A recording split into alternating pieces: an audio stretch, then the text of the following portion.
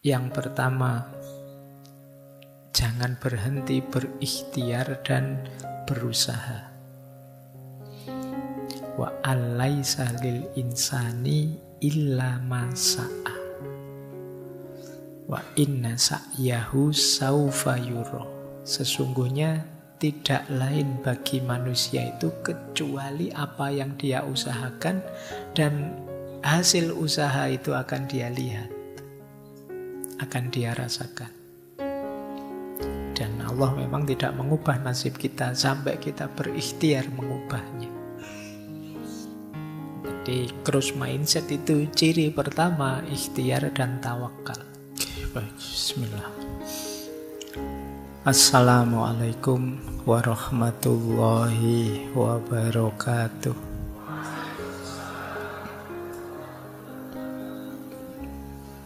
Bismillahirrahmanirrahim. Alhamdulillahi rabbil alamin. Wa bihi nasta'inu ala umurid dunya waddin. Allahumma sholli wa sallim wa barik ala habibina wa syafi'ina sayyidina wa maulana Muhammadin wa ala alihi wa ashabihi wa man tabi'ahum bi ihsanin ila yaumiddin. Amma ba'du. Bismillah. Mari kita nawaitu belajar. Kita lanjutkan lagi ngaji filsafat kita. Malam hari ini kita ada di tema baru, di bulan yang baru. Tema kita bulan ini tentang self-direction, pengarahan diri. Ini sebenarnya saya ngambil tema-tema bulan ini yang terbayang di kepala saya, teman-teman mahasiswa baru. Ya meskipun yang lama juga yang ngaco masih banyak, tapi yang terbayang itu. Jadi membayangkan generasi intelektual baru yang baru mulai terjun ke dunia pembelajaran orang dewasa, baru mulai sedang akan beneran jadi manusia yang dewasa. Makanya tema bulan ini temanya mengarahkan diri. Bagaimana kita bisa nyetir diri kita sendiri. Pengarahan diri itu kunci banyak hal, ya kunci kesuksesan, ya kunci kebahagiaan. Makanya penting, saya anggap penting untuk mengangkat tema itu. Itu kalau ada yang tanya. Ada 4 hal di bulan ini yang akan kita ulas. Yang pertama mindset, struktur atau tata berpikir. Yang kedua passion, minggu depan. Yang ketiga herd instinct. Herd instinct itu naluri untuk mengikuti kelompok. Dan yang terakhir manajemen kemarahan, anger management. Ya masih banyak tema yang lain, tapi 4 ini dulu untuk bulan ini ya. Kita belajar latihan menaklukkan diri kita. Baik, bismillah, yuk kita mulai belajar. Ya nanti kita urut ya, kita awali dari definisi-definisi, kemudian filosofi-filosofi, baru nanti yang terakhir agak praktikal. Jadi yang agak teknisnya, gimana teknis menatanya. Tapi ya karena ini ngaji filsafat, ya tentu saja nanti ada filosofi-filosofinya. Gimana sih perspektifnya para filosof tentang yang kita kenal sebagai mindset ini. Ya, bismillah. Kalau ini definisi ya, Mindset itu semacam profil intelektual, profil berpikir kita. Jadi mindset itu sikap, keyakinan, asumsi yang mendasari cara pandang kita terhadap dunia dan diri kita. Ini namanya mindset. Setiap orang pasti punya mindset sendiri, punya struktur dan cara pandang sendiri. Jadi kalau ada orang bilang, ayolah berpikir yang rasional, ayolah berpikir yang kritis. Sebenarnya sebelum itu ada asumsi-asumsi, ada pola-pola dasar. Yang ini nanti menjadi profil kita dalam memahami dan memutuskan sesuatu. Sama-sama mikirnya, kesimpulannya bisa beda. Kenapa? Mindsetnya berbeda. Jadi jangan dikira orang yang beda dengan kalian itu kalian merasa, saya sudah berpikir kok Pak, berarti mereka yang tidak mikir. Tidak, mereka mungkin saja sama-sama berpikir. Hanya saja mindsetnya berbeda. Apa ada manusia yang tidak berpikir? Kita kan sering ngeritik orang yang berbeda dengan kita itu sebagai, oh bodoh banget, ndak mikir. Yo kayak saya ini mikir. Loh mereka juga mikir, cuma mungkin mindsetnya beda, cara pandangnya beda. Mungkin teman-teman ingat dulu kita pernah belajar seorang filosof Yunani namanya Heraklitos. Beliau punya kalimat menarik. Ethos anthropoi daimon. Ethos itu karakter, anthropoi manusia. Karakter manusia itu mengikuti daimonnya. Daimon ini semacam mindsetnya. Kemudian beliau mengilustrasikan kalau mindsetnya, sederhananya begitu ya kalimat selanjutnya. Kalau mindsetnya seperti lalat, ya sampah akan lebih menarik daripada emas. Jadi kalau cara berpikirmu seperti lalat, ya kamu lihat sampah lebih tergiur daripada lihat emas. Kalau cara berpikirmu di redaksi selanjutnya seperti babi, lumpur akan lebih menarik daripada air bersih. Jadi ini yang disebut mindset. Jadi kadang-kadang orang itu ya sama-sama mikir, cuma dengan mindset yang berbeda kesimpulannya bisa berbeda. Orang yang tipe lalat tadi kamu kasih sampah seneng, dikasih emas moh. Nah misalnya ada yang tipe anak kecil misalnya, dikasih uang banyak tidak mau. Maunya uang yang gambarnya menarik misalnya. Ini sama kayak kalian waktu besar ini, itu yang disebut mindset. Coba kalian tipe apa sih? Di tipemu itu nanti akan kelihatan caramu memahami hidup, caramu memahami dunia ini. Itu Heraklitos untuk memudahkan kita memahami apa itu mindset. Coba kalian cek ya, yang paling menarik dalam hidupmu apa? Ketika kalian melihat sesuatu, pertama-tama yang muncul di kepalamu apa? Itu biasanya berhubungan dengan mindset. Coba kalian cek, kalian seneng ngaji filsafat ini, coba apanya? Ramenya, materinya, saya yang membawakan, atau wah ini banyak lawan jenis yang ikut hadir juga, atau itu biasanya berhubungan dengan mindsetmu. Kalau urusan reasoningnya kalian bisa bikin belakangan, tapi mindsetmu yang duluan membunyikan. Kalau tadi fokusmu ke lawan jenis, begitu nyampe sini, wah perempuannya sedikit sekarang, bisa begitu kesimpulanmu. Yang kamu lihat itunya. Atau kalau mindsetmu rame dan tidak rame, begitu ke sini kok sedikit sekarang, tidak terlalu rame, terus kamu tidak tertarik lagi. Itu mindset. Ya nanti argumen bisa kamu bikin di belakang. Baik, jadi semoga sudah tergambar ya yang dimaksud mindset itu apa. Jadi struktur pikiran kita. Mindset mempengaruhi cara kita memandang, cara kita menghadapi tantangan, membuat keputusan, bereaksi terhadap keberhasilan atau kegagalan. Kalau gagal seperti apa, kalau sukses seperti apa, itu ya tergantung mindsetnya. Ada orang yang gagal sedikit saja merasa hidupnya hancur, ada orang yang gagal bolak-balik masih bisa bangkit lagi. Itu mindset. Jadi maka hidupmu sebenarnya banyak tergantung di mindset ini.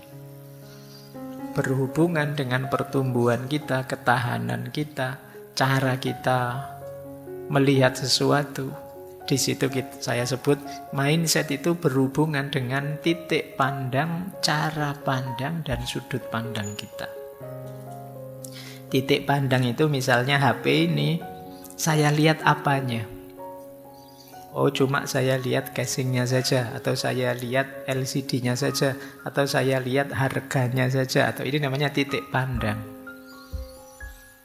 Kalau cara pandang, cara saya mendekati HP ini sebagai seorang pemakai, atau sebagai seorang penjual, atau sebagai seorang yang ingin disenangkan oleh HP ini, atau ini namanya cara pandang.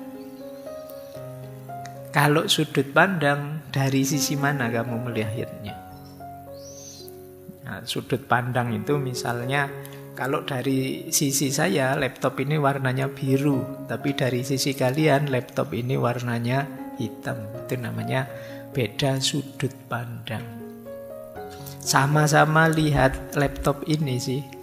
Dari ngaji yang banyak lihat laptopnya, cuma yang dilihat dari sudut pandang kalian dia hitam, dari sudut pandang saya dia biru.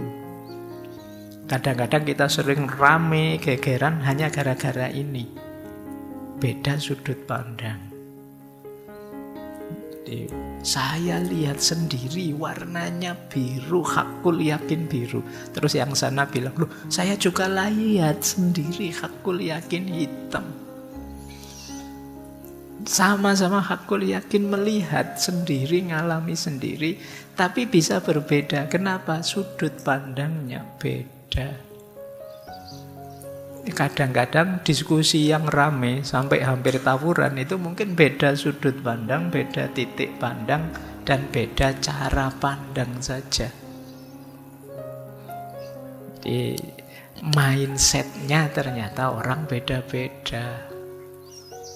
Nah, itu pentingnya ya. Di antara nanti kita mengenali diri kita, coba kita cek kita itu orang yang cara mikirnya seperti apa. Cara menanggapi persoalan bagaimana. Cara menyikapi kalau saya senang atau saya sedih bagaimana. Ini kita nanti bisa tahu. Oh, saya orang yang mindsetnya seperti ini. Kan di medsos itu kan bertaburan, kadang-kadang kan orang nuduh orang, oh, kamu dikit-dikit agama. Ya mungkin dia mindsetnya beda dengan kita yang dikit-dikit uang misalnya.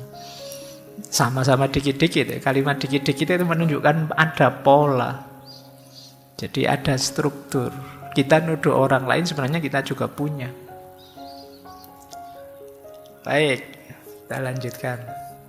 Nah, mindset inilah nanti yang membentuk dunia kita dan pengalaman kita.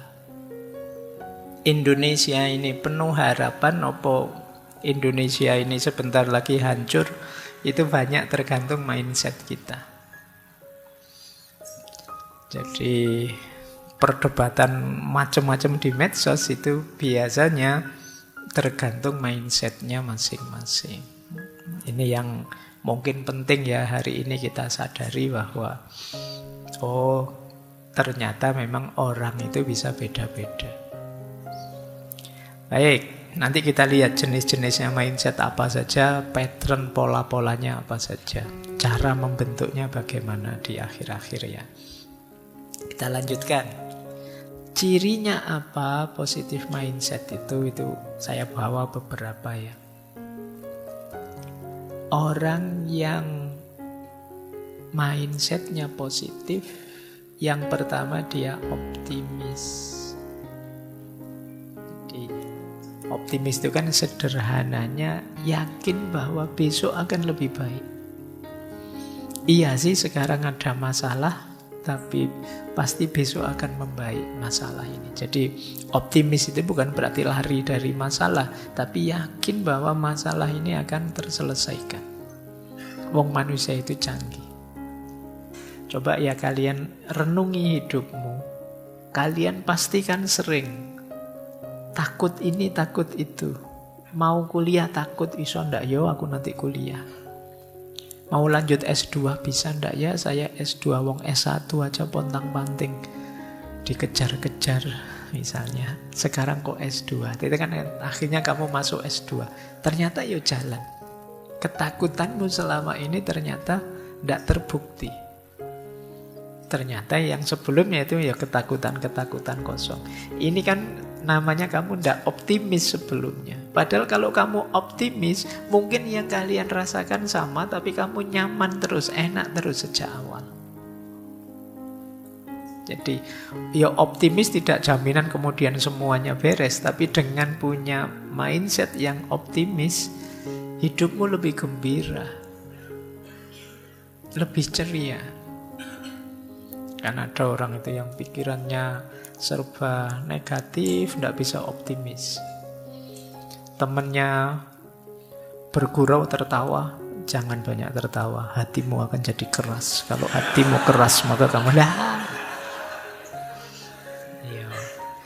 Jadi hidup ini rasanya beban sekali, berat sekali. Seolah-olah Allah itu ngasih kita beban saja dalam hidup. Kita ndak boleh gembira, ndak boleh senang, ndak boleh tertawa-tawa.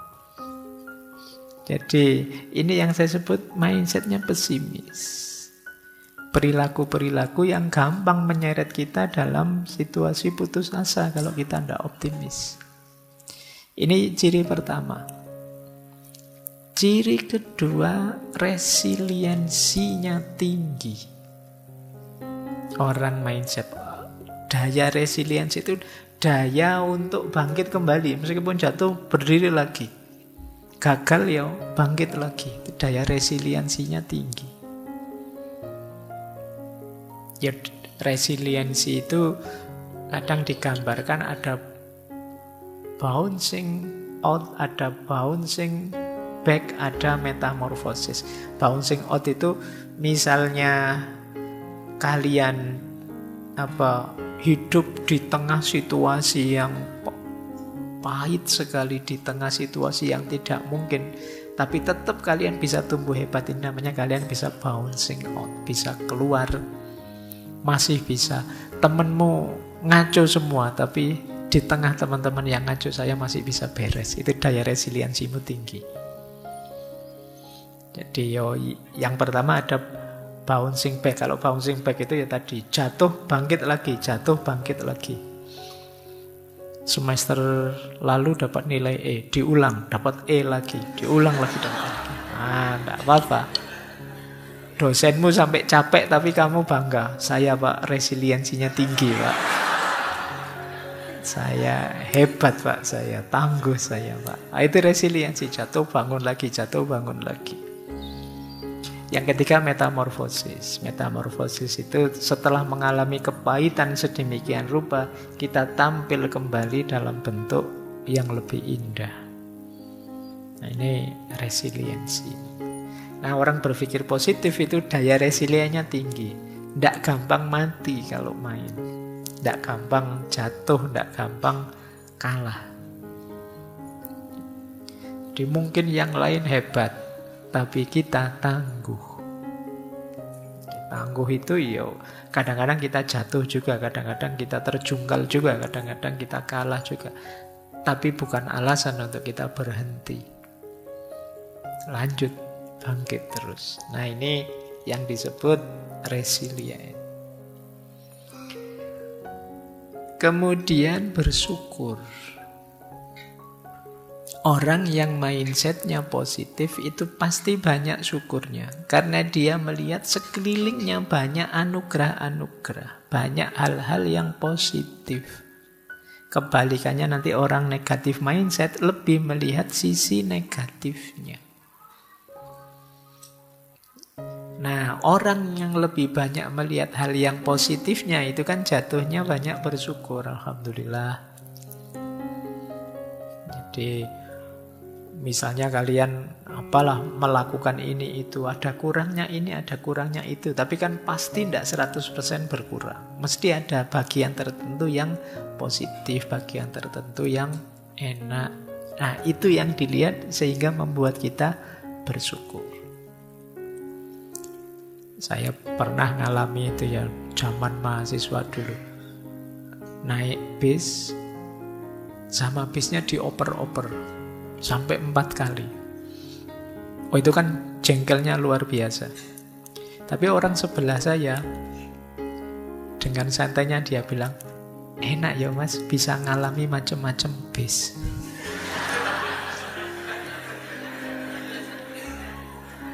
Yang lain bayar sekali dapat 1 bis, kita bayar sekali dapat 4 bis loh.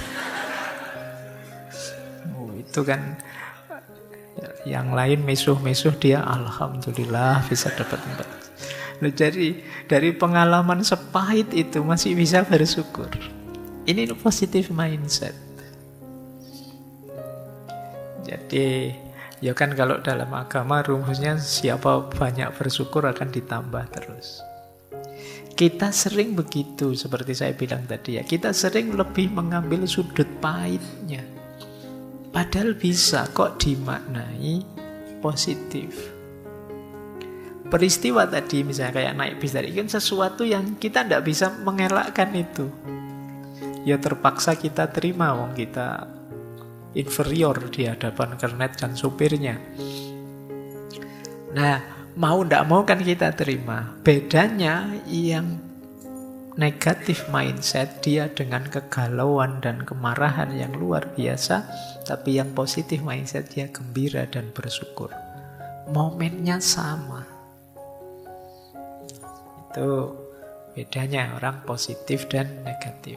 Ayolah, kalau kalian bisa latihan seperti ini, kalian akan lebih bahagia. Ya memang ada masalah. Siapa sih yang orang hidupnya tidak ada masalah? Semuanya ada masalah. Kalian boleh tunjuk siapapun orangnya, manusianya, pasti ada masalah. Tapi ada orang yang membahasakan masalah itu sebagai kekalahan dirinya, ada yang membahasakan masalah itu sebagai tantangan untuk ditaklukkan. Makanya bahasakan itu sebagai tantangan. Kalau tantangan kan bukan berarti kamu kalah, wong ini masih belum, masih harus saya jawab, saya selesaikan. Tapi kalau kamu maknai sebagai kekalahan, ya kamu selesai. Kamu mandek. Baik, setelah rasa syukur ada percaya diri. Yo, ini gandengannya optimis pasti. Orang optimis ya jatuhnya percaya diri. Orang yang percaya diri lebih mantep. Apa saja yang dilakukan dia mantep dibandingkan orang yang masih ragu-ragu. Apalagi orang minder, tidak percaya dirinya sama sekali. Kadang-kadang kita terbawa oleh, kan kita sering di Indonesia itu, jangan sombong loh ya, jangan itu ya, terus kita merendahkan diri. Tapi kadang-kadang secara tidak sadar kebablasan. Sehingga jatuhnya kita terus jadi minder, tidak percaya diri. Akhirnya banyak momen yang harusnya bermanfaat jadi tidak jalan. Karena kita tidak percaya diri. Jangankan yang besar-besar, kadang-kadang kalian disuruh jadi imam saja kan tidak pede. Wong jo imam sholat zuhur aja kadang kan silahkan, yang lain ayo monggo, alah wong tinggal imam saja loh, wong sholat zuhur tidak ada suaranya, tapi ya masih adu jempol sampai lama itu bisa. Ya kan, ya tinggal salah satu ngalah depan kan selesai, tapi ya bisa tunggu-tungguan lama itu. Nah, ini salah satu ilustrasi. Mungkin kalian juga sering begitu ya, disuruh sambutan mewakili, wah tidak berani lah yang lain saja, disuruh apa saja tidak berani yang lain saja. Ya kalau kamu setengah percaya diri atau kamu minder atau apa, ya tidak maksimal. Seandainya terpaksa kamu harus tampil, kan akhirnya jadi setengah jalan. Karena kamu ragu-ragu, grogi. Mungkin kalian sering alami ya, grogi terus jadi ndak fokus. Harusnya yang dilakukan itu kamu sudah bisa, sudah hafal, tapi karena grogimu terus jatuhnya jadi setengah jalan. Karena sejak awal kamu ndak percaya diri, mindsetmu agak negatif. Saya teringat dulu zaman KKN, kemarin baru ada anak KKN. Zaman saya KKN itu ada teman yang disuruh adzan sama masyarakat. Ya saya yakin dia hafal adzan sih, tapi dia tidak percaya diri bahwa dia bisa adzan. Groginya luar biasa. Mungkin kalian pernah ngalaminya. Sampai akhirnya begitu terpaksa, wong yang lain tidak ada, tinggal dia, terpaksa dia adzan. Saking groginya, harusnya yang dia keraskan Allahu Akbar, tapi sejak bismillah dia sudah keras. Jadi harusnya Allahu Akbar, dia bismillah gitu. Jadi saking groginya, jadi pikirannya sudah kemana-mana, itu kan fokusnya pasti. Itu tadi, dia kurang percaya diri. Karena dalam bayangannya, nanti kalau keliru gimana, nanti kalau tidak enak gimana, nanti kalau tidak cocok dengan maunya masyarakat gimana. Itu kan yang menghantuimu. Sampai hal sepele yang harusnya kalian lancar saja, biasa saja, terus jadi grogi, terus jadi tidak maksimal. Nah ini jadi pelajaran hidup kita ya kadang-kadang, karena itu sih. Dalam banyak hal kita memang harus bersikap percaya diri saja lah, bisa kok. Itu akan lebih membantu. Lanjut. Fokus pada solusi bukan masalah. Kenapa fokus pada solusi? Ya biar kita lebih produktif, bukan meratapi masalah. Banyak orang yang begitu ada masalah, bulet di masalah. Jadi Pak, saya masalah ini, kemana-mana meratapi masalahnya. Ini namanya fokus pada masalah. Ayo fokus pada solusi. Kira-kira kalau masalahnya begini, jalan keluarnya seperti apa? Nggak nyampe Pak, ya minta tolong teman, mungkin ada yang bisa bantu jalan keluarnya gimana. Teman-teman juga nggak tahu Pak, ya mungkin yang lebih pinter, ustadz, kiai, ulama atau siapa, masih buntu juga, ya sudah pasrahkan sama Allah. Jadi cuma kadang-kadang kita terlalu banyak meratapi masalahnya, merenungi masalahnya, bukan fokus pada mencari solusinya. Ada banyak momen yang kita itu terlalu banyak membahas masalahnya, diulang-ulang terus. Iya, semua orang tahu ada masalah itu. Solusinya sekarang bagaimana? Tapi kadang-kadang ya termasuk algoritmanya medsos itu kan sering itu mengulang-ulang fokus masalah. Jadi akhirnya tambah panas, tambah panas, tambah panas, tambah ada solusinya. Lanjut. Terus positive mindset itu tumbuh dan belajar. Iya, kita sekarang banyak kekurangan. Ada banyak hal yang kita tidak mampu, maka kita siap belajar dan tumbuh semakin baik, semakin baik. Saya akui saya tidak bisa adzan, tidak bisa qiraah misalnya. Tapi saya bisa belajar adzan, belajar qiraah. Besok insya Allah saya bisa. Minggu depan insya Allah saya bisa. Ini namanya positive mindset. Banyak orang yang begitu sadar saya tidak bisa, terus padam dia. Merasa dirinya lemah, merasa dirinya hina, merasa dirinya rendah. Nah, itu berarti ya dia tidak positif mindsetnya. Jadi mindset positif itu menerima bahwa ada yang kurang. Saya belum maksimal, saya belum istimewa. Tapi setelah ini saya akan belajar untuk jadi lebih baik, lebih bagus, lebih istimewa. Dan terakhir, positive mindset itu mindfulness. Sederhananya mindfulness itu kita bisa menikmati momen demi momen hidup. Jadi kita bisa asik dengan hidup kita. Itu nanti yang membawa pada syukur. Alhamdulillah ya Allah, kan paling minimal seruwet apapun hidup kita, alhamdulillah ya Allah masih diberi sehat, masih diberi hidup. Kalau sudah mati Pak, ya sudah selesai, kan gitu aja. Sepanjang kita masih hidup, pasti masih ada dan banyak hal yang bisa kita syukuri, yang bisa kita nikmati. Ayo kita nikmati. Jadi jangan mikir yang negatif terus. Inilah cirinya positive mindset. Lanjut. Ciri-ciri mindset yang berkembang, growth mindset. Ada beberapa ciri ya. Ini saya baca cepat karena waktunya. Insya Allah teman-teman sudah paham yang dimaksudnya. Yang pertama, yakin bahwa kita ini berkembang. Bisa kok kalau kita ingin meningkat terus-menerus. Ini berarti kita ada growth mindset. Yakin saya belum final Pak yang seperti ini Pak. Saya bisa meningkat lagi, lebih baik lagi, lebih baik lagi. Yang kedua, siap menerima tantangan. Iya Pak, saya siap belajar Pak, saya siap menghadapi ini Pak, saya siap menghadapi itu Pak. Ada masalah, ayo Pak, biar saya lebih mampu lagi, lebih bisa lagi.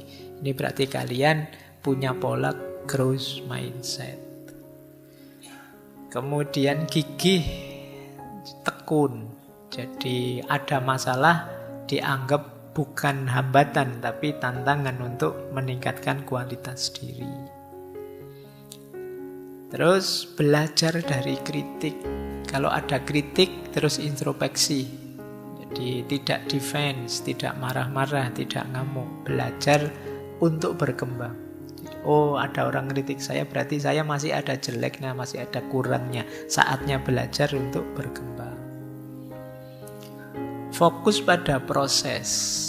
Ini orang growth mindset, bukan pada hasil. Saya akan mengupayakan semaksimal yang saya mampu. Selalu begitu. Tercapai sih ya, tapi masih bisa lebih lagi. Pasti masih bisa lebih maksimal lagi. Tidak tercapai sih, tetap saya akan ikhtiar untuk mencapai. Ini namanya growth mindset.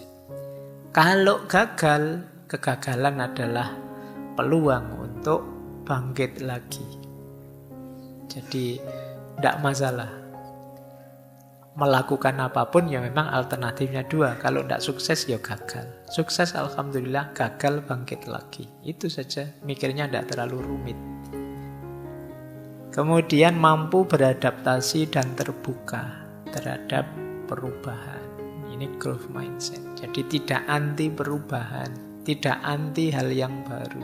Karena kita sendiri akan selalu baru, kita sendiri akan berkembang terus-menerus. Inilah growth mindset. Caranya bagaimana mengembangkan growth mindset ini?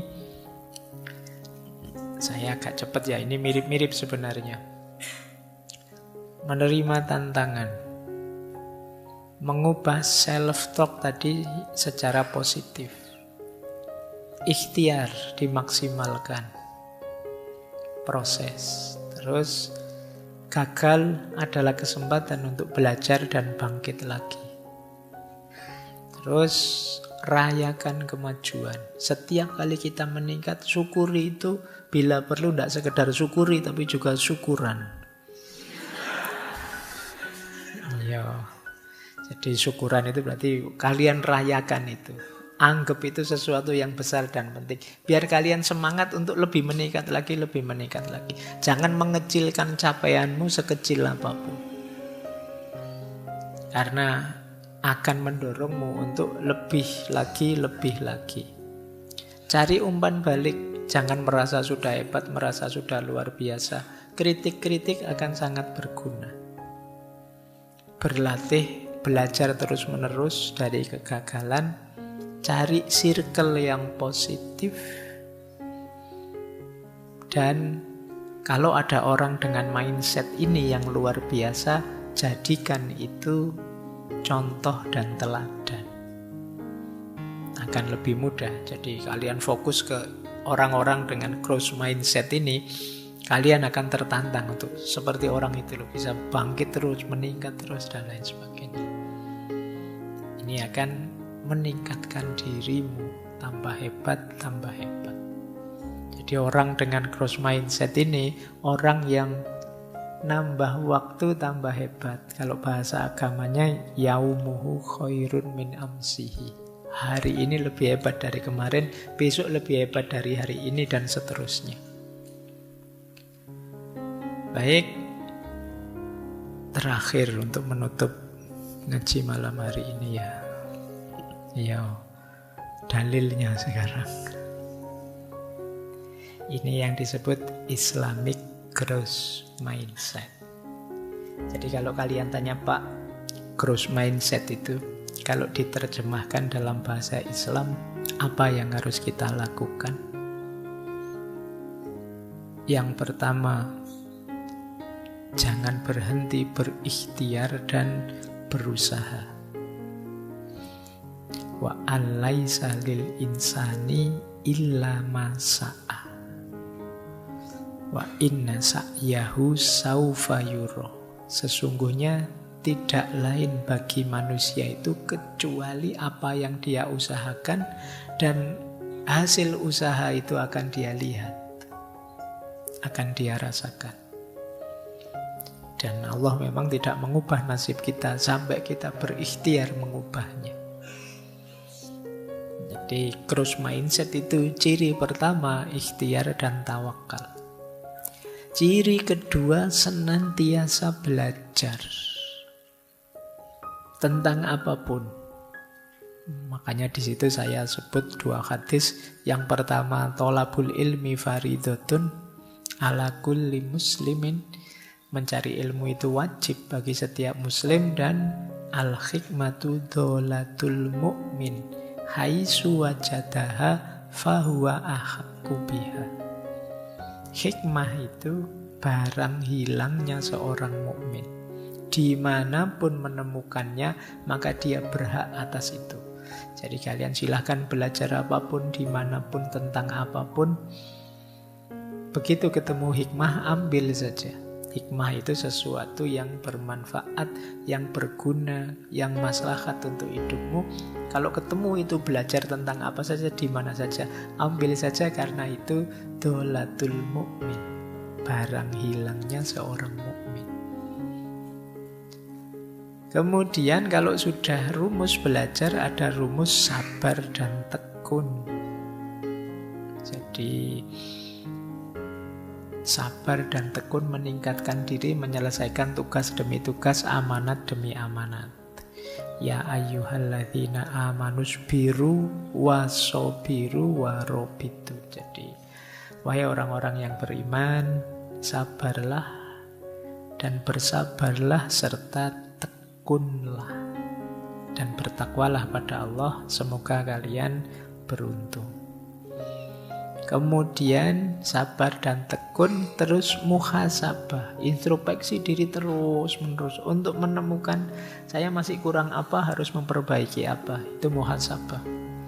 Hanya orang sombong yang merasa dirinya sudah benar terus, baik terus, tidak ada salahnya. Jadi manusia yang baik itu manusia yang mau introspeksi, merenungi dirinya. Baik, itu saya nulisnya salah, yaitu surat Al-Hasyr. Ya ayyuhalladzina amanu taqullaha wal tanzur nafsum ma qaddamat lighad. Jadi itu saya tulis HR Bukhari, itu salah. Itu Al-Qur'an. Wahai orang-orang yang beriman, bertakwalah pada Allah dan tengoklah dirimu apa yang engkau siapkan untuk besok di masa depanmu. Jadi muhasabah, saya sudah menyiapkan apa untuk masa depan, kurang saya apa, saya punya kelebihan apa yang harus saya lakukan, apa yang harus saya tingkatkan. Dan yang terakhir, optimis, jangan putus asa, jangan menyerah. Wala tayasu min rauhillah innahu la yayasu min rauhillahi illal qaumul kafirun. Jangan putus asa dari rahmatnya Allah, karena tidak berputus asa dari rahmatnya Allah kecuali orang-orang yang kufur. Kenapa orang yang putus asa disebut kufur? Karena orang yang putus asa lupa adanya Allah. Kalau kita senantiasa sadar bahwa Allah ada dan Allah hadir, pasti kita tidak putus asa. Apa sih yang tidak mungkin bagi Allah? Tapi begitu kita putus asa, pasti di situ kita sedang melupakan Allah, mengingkari ada dan hadirnya Allah. Makanya disebut tidak termasuk orang yang putus asa itu termasuk illal qaumul kafirun. Hanya orang-orang yang kufur, orang-orang yang kafir. Jadi hati-hati dengan mental putus asa dan menyerah. Kenapa? Kalau dalam agama disebut kufur, tapi ya dalam hidup sehari-hari menunjukkan kita mandek, berhenti, tidak berkembang lagi. Padahal ada Allah sih, apa yang tidak mungkin bagi Allah? Baik, saya kira itu ya teman-teman untuk malam hari ini. Yuk mulai pelan-pelan menata mindset kita, karena nasib kita, keuntungan hidup dan kerugiannya ditentukan antara lain oleh cara berpikir, cara kita merespon menanggapi hidup ini, oleh mindset kita.